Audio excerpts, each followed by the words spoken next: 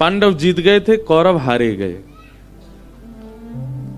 और कौरवों की हार का कारण सबको पता है, जंघा पर किया गया भीम के द्वारा प्रहार। दुर्योधन की जंघा पर प्रहार किया, दुर्योधन गिर पड़ा और महाभारत का युद्ध पांडव जीत गए।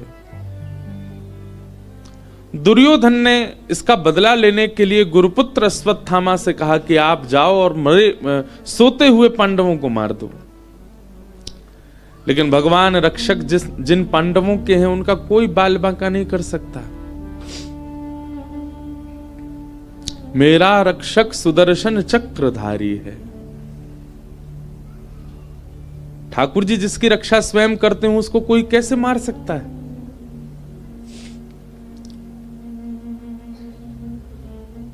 एक गौरैया पक्षी देखा आपने? एक पक्षी होता, उसका नाम होता गौरैया। एक बड़ी सुंदर एक कथा मैंने कहीं पढ़ी थी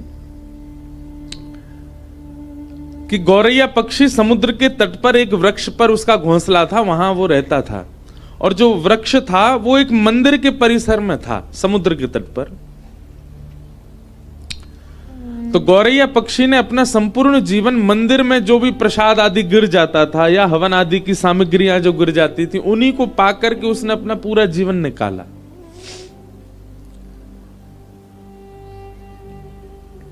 कुछ समय बाद उसके छोटे छोटे अंडे हुए घोंसले में। गौरैया पक्षी जाता मंदिर परिसर में, कहीं कोई यज्ञ हो रहा होता, किसी व्यक्ति के हाथ से प्रसाद गिर जाता या लोग बाग दाना डाल देते, तो मंदिर परिसर से इकट्ठा करके वो पाता था। छोटा सा पक्षी होता गौरैया।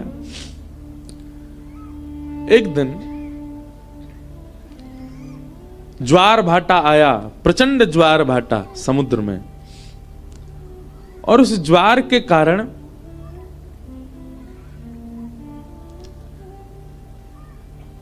घोंसला जो वृक्ष के ऊपर था वहां तक लहरें आ गई समुद्र की, और वो घोंसला लेकर के समुद्र भीतर चला गया। गौरैया पक्षी जब लौट करके आई तो उसने देखा कि मेरा घोंसला तो चला गया। समुद्र के तट पर जाकर के समुद्र नारायण भगवान से हाथ जोड़ के प्रार्थना करने लगी। बोले मुझे दिख रहा है मेरे बालक अभी तैर रहे हैं आपके ऊपर थोड़ी दूरी पर। मैंने कुछ बुरा नहीं किया, कुछ गलत नहीं किया, मेरे मन में किसी के प्रति दुर्भाव नहीं है। हे समुद्र नारायण भगवान, आप साक्षात भगवान के स्वरूप हो, मेरी प्रार्थना स्वीकार कीजिए, मेरे घोंसले वापस लौटा दीजिए। मेरे बालक निर्दोष हैं, अभी उन्होंने जन्म भी नहीं लिया।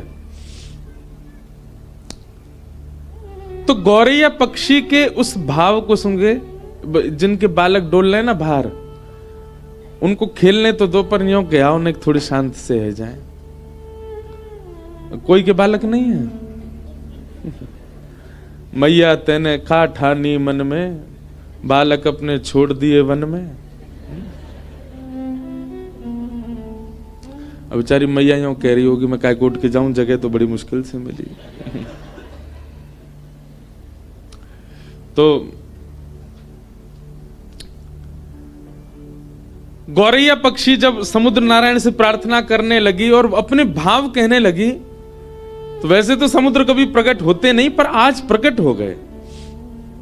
और प्रकट होकर के समुद्र नारायण बोले हंसते हुए, गौरैया पक्षी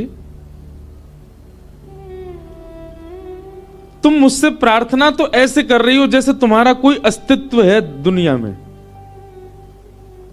तो गौरैया बोली मतलब? बोले जितने जीव पृथ्वी पर रहते हैं ना, उससे कई लाख गुना ज्यादा जीव मेरे अंदर रहते हैं। इस प्रचंड ब्रह्मांड में कोई तुम्हारी आवाज सुन भी रहा है? तुम्हारा कोई अस्तित्व है जो तुम प्रार्थना कर रही हो मुझसे? तो गौरैया पक्षी बोली कहीं ना कहीं मेरे प्राण हैं और मैं जीवित हूं, इसका मतलब मेरा अस्तित्व है, मैं कह सकती हूं आपसे। समुद्र नारायण जोर से हंसने लगे। बोले राम जी प्रचंड सेना लेकर के आए थे, खूब प्रार्थना करी, तब भी मैंने मार्ग नहीं दिया। गौरैया बोली तो अंत तो गत्वा क्या किया ये भी पूरी दुनिया को पता है, सेतु बना दिया आपके ऊपर। समुद्र बोले सीधी बात है, मैं घोंसले वापस नहीं लौटाऊंगा, मेरा कोई स्तर है, मैं साक्षात ऐसे कोई चलता फिरता व्यक्ति नहीं, किसी की भी बात सुन करके उसकी मनवांछित इच्छा पूरी करूंगा। मैं प्रचंड समुद्र हूं, इस पृथ्वी पर सबसे बड़ा राज्य मेरा है, और एक छोटे से पक्षी की बात सुन के उसका घोंसला लौटाऊंगा मैं? गौरैया पक्षी बोली आपको वैसे तो लौटा देना चाहिए, पर फिर भी आप जिद करेंगे तो फिर मैं भी जिद पे आ जाऊंगी। तो समुद्र नारायण और ऐसे, तुम जिद करके क्या करोगी? बोले मैं आपको सुखा दूंगी।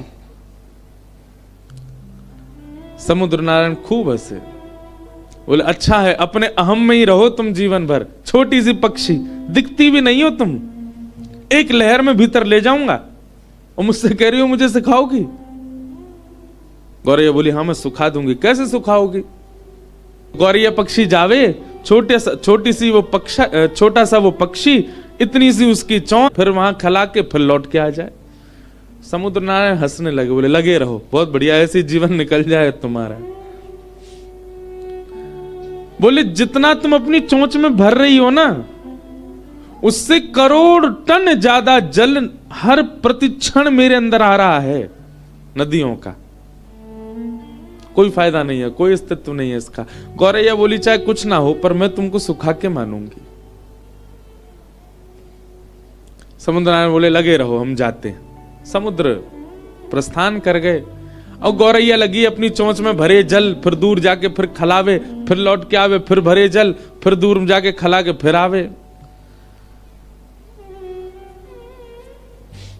उस पक्षी को देख करके गौरैया पक्षी जो समाज था ना, सब में चर्चा होने लगी, और सब आपस में सोचने लगे हमारी प्रजाति की छोटी सी पक्षी, इसने कितना बड़ा बेड़ा उठाया समुद्र को सुखाने का, जो कि असंभव है,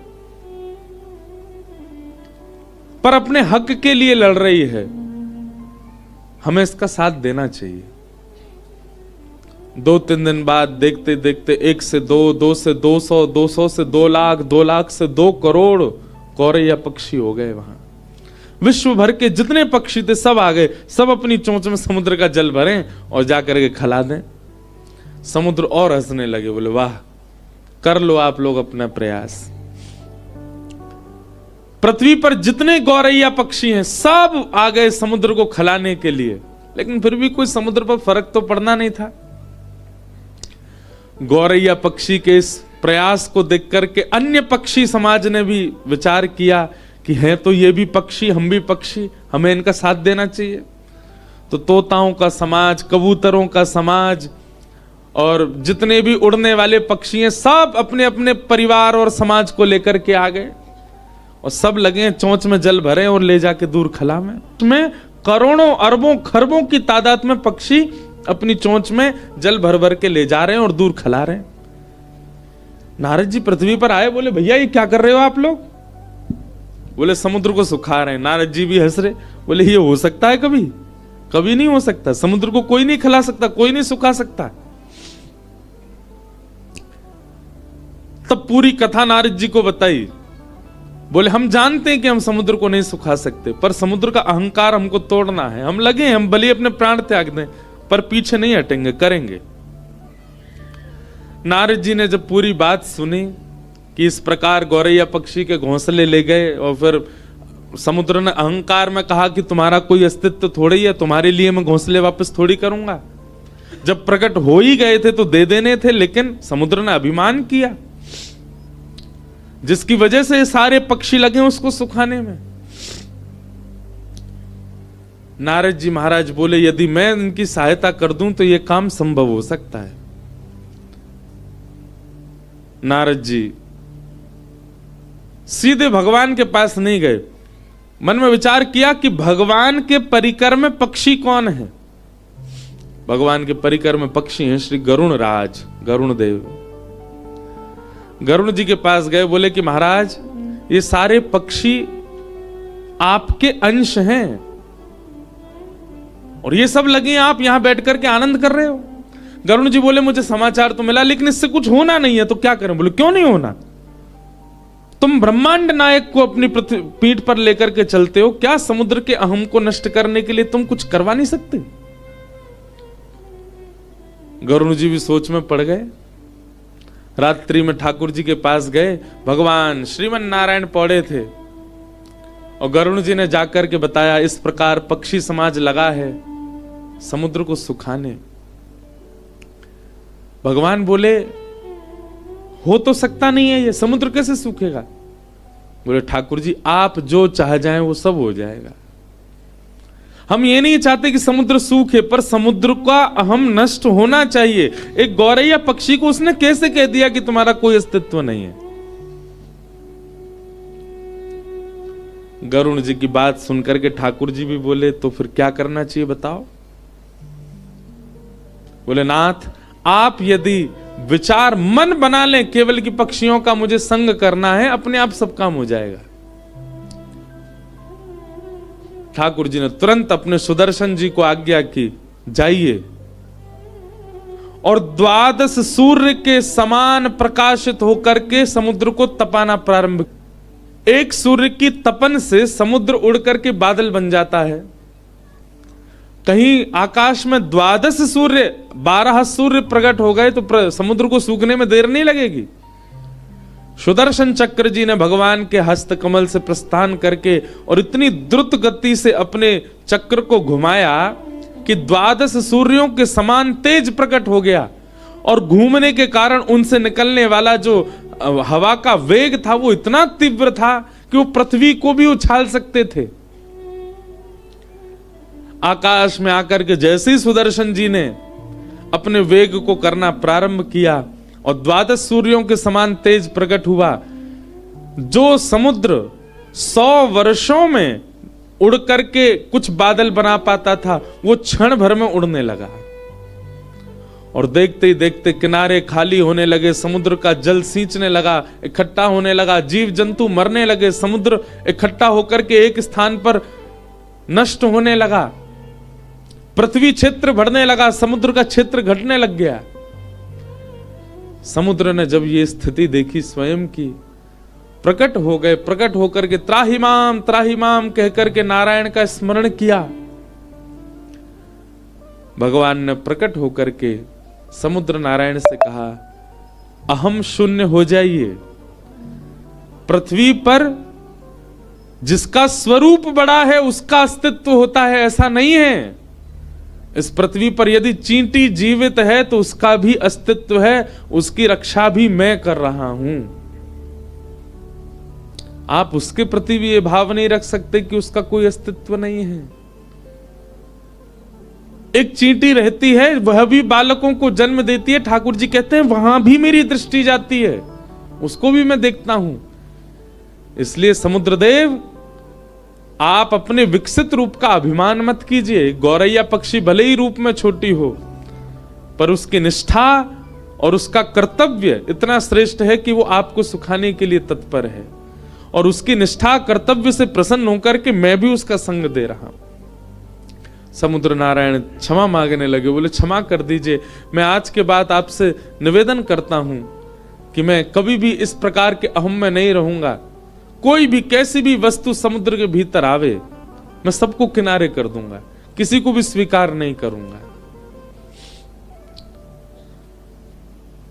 तब भगवान ने ही कहा कि पहले गौरैया का घोंसला लौटाओ, और फिर समुद्र नारायण जो कि इतने विशाल रूप के हैं, वे अपनी लहरों में गौरैया के उस घोंसले को लेकर के गए और गौरैया के चरणों में जाकर के अर्पित किया। सब पक्षियों के नेत्र सजल हो गए। ठाकुर जी सबकी सुनते हैं, सबकी मानते हैं, सबका भाव रखते हैं। बोलो भक्तवत्सल भगवान की। तो जिसके रक्षक स्वयं सुदर्शन चक्रधारी हैं, उसको कोई मार सकता? कोई कितना भी बलशाली क्यों ना आ जाए, वो कुछ नहीं कर पाएगा।